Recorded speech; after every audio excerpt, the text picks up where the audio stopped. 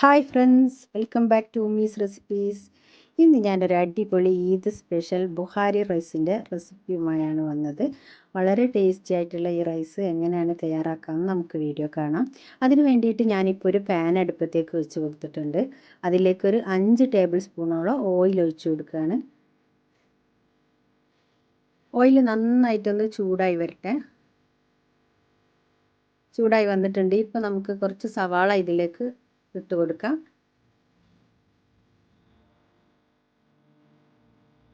സവാള ഒന്ന് ജസ്റ്റ് വഴന്ന് വരുന്ന സമയത്ത് കുറച്ച് ക്യാരറ്റ് കൂടി പൊടിയായിട്ട് അരിഞ്ഞതാണ് ചേർത്ത് കൊടുത്തത്. അപ്പോൾ ഇത് നമുക്ക് ലാസ്റ്റ് ഈ റൈസിൻ്റെ മുകളിൽ ഗാർണിഷ് ചെയ്യാൻ വേണ്ടിയിട്ട് നമ്മളൊന്ന് ഫ്രൈ ചെയ്ത് കോരി വെക്കുകയാണ് ചെയ്യുന്നത്. അതിലേക്ക് കുറച്ച് റൈസിൻസ് കൂടി ചേർത്ത് കൊടുത്തിട്ടുണ്ട്. അപ്പോൾ അത് നന്നായിട്ടൊന്ന് ഗോൾഡൻ കളറായി വരുന്ന സമയത്ത് നമുക്കിതിൽ നിന്ന് മാറ്റിയെടുക്കാം.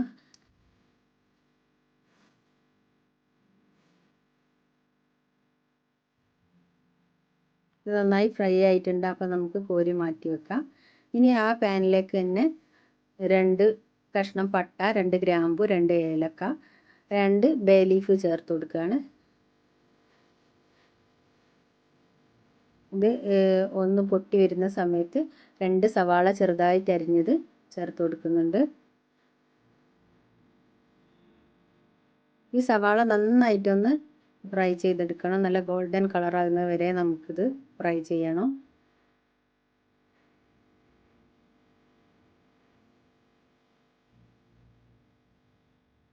ഏകദേശം ഫ്രൈ ആയി വരുന്ന സമയത്ത് 2 ചെറിയ ക്യാരറ്റ് കൂടി കട്ട് ചെയ്തത് ഇതിലേക്ക് ഇട്ട് കൊടുക്കാം.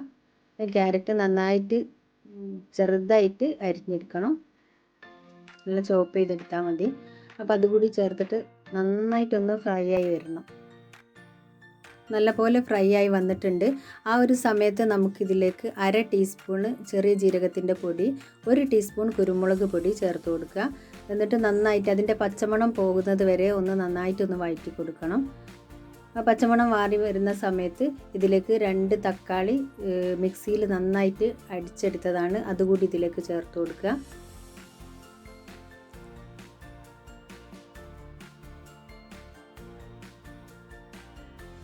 ഇനി ഇതിലേക്ക് ടൊമാറ്റോ കെച്ചപ്പ് കൂടി വേണമെങ്കിൽ ചേർത്ത് കൊടുക്കുക. ഞാൻ ചേർത്ത് കൊടുത്തിട്ടില്ല. ഇനി ആവശ്യത്തിന് ഉപ്പ് കൂടി ചേർത്ത് കൊടുത്തിട്ട് നന്നായിട്ട് ഈ തക്കാളിയുടെ പച്ചമണം മാറി വരുന്ന സമയത്ത് നമുക്കിതിലേക്ക് ചിക്കൻ ആഡ് ചെയ്ത് കൊടുക്കണം. അപ്പോൾ ചിക്കൻ ഇതിലേക്ക് ആഡ് ചെയ്യാണ്. ഞാൻ 1 കിലോ ചിക്കനാണ് എടുത്തത്. അപ്പോൾ തൊലിയോട് കൂടിയിട്ടുള്ള ചിക്കൻ കിട്ടുകയാണെങ്കിൽ അതെടുക്കാം. ഞാനിപ്പോൾ അല്ലാത്ത ചിക്കനാണ് യൂസ് ചെയ്തത്.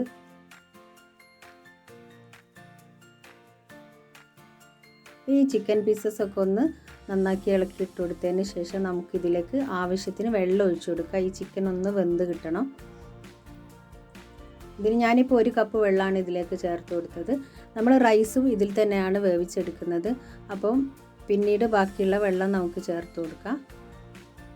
അപ്പോൾ ഈ ചിക്കൻ്റെ സ്റ്റോക്ക് നമുക്ക് ആവശ്യമുണ്ട്. അതിലാണ് നമ്മൾ റൈസ് വേവിച്ചെടുക്കുന്നത്. ഇത് അടച്ച് വെച്ചിട്ട് ഒന്ന് വേവിച്ചെടുക്കണം.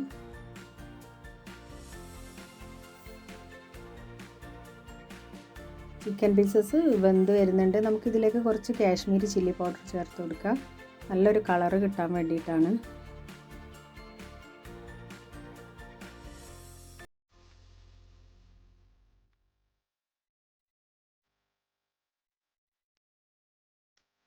ഇപ്പം നമ്മളെ ചിക്കൻ ഒന്ന് വെന്തിട്ടുണ്ട്. അത് മറ്റൊരു പാത്രത്തിലേക്ക് നമുക്ക് മാറ്റി കൊടുക്കാം.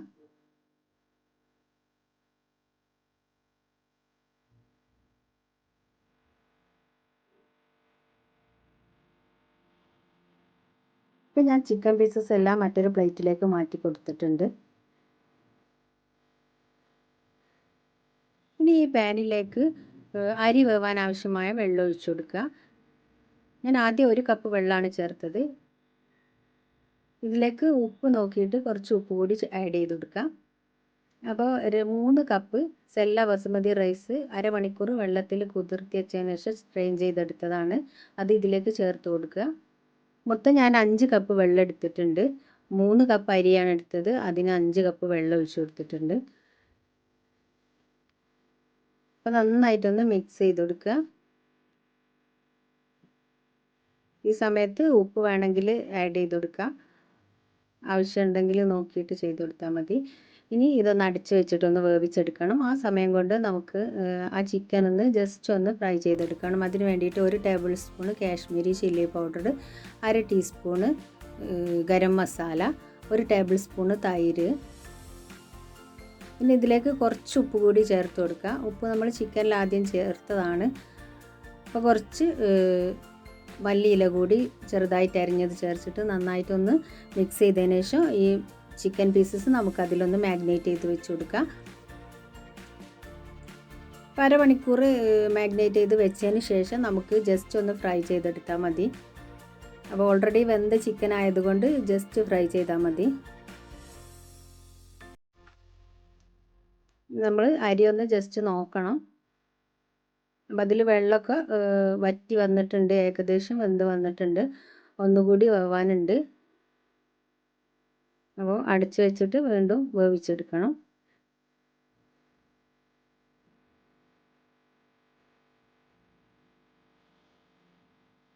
ഇനി നമുക്ക് ഒന്ന് ജസ്റ്റ് ഒന്ന് ഈ ചിക്കൻ ഒന്ന് ഫ്രൈ ചെയ്തെടുക്കാൻ വേണ്ടിയിട്ട് ഒരു പാൻ വെച്ച് കൊടുത്ത് അതിലേക്ക് കുറച്ച് ഓയിൽ ഒഴിച്ചെടുത്തിട്ടുണ്ട്. ഇനി അതൊന്ന് ഫ്രൈ ചെയ്ത് മാറ്റി വെക്കാം.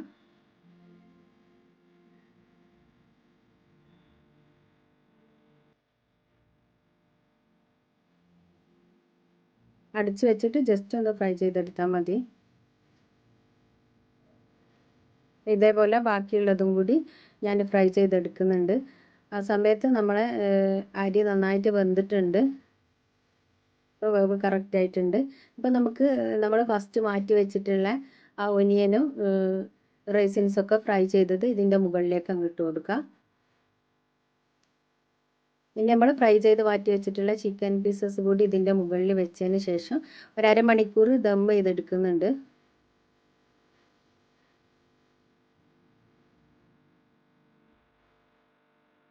അപ്പോൾ ഈ ചിക്കൻ പീസസ് മുഴുവൻ ഇതിൻ്റെ മുകളിലേക്ക് അങ്ങ് വെച്ച് കൊടുത്തിട്ടാണ് ദം ചെയ്തെടുക്കുന്നത്.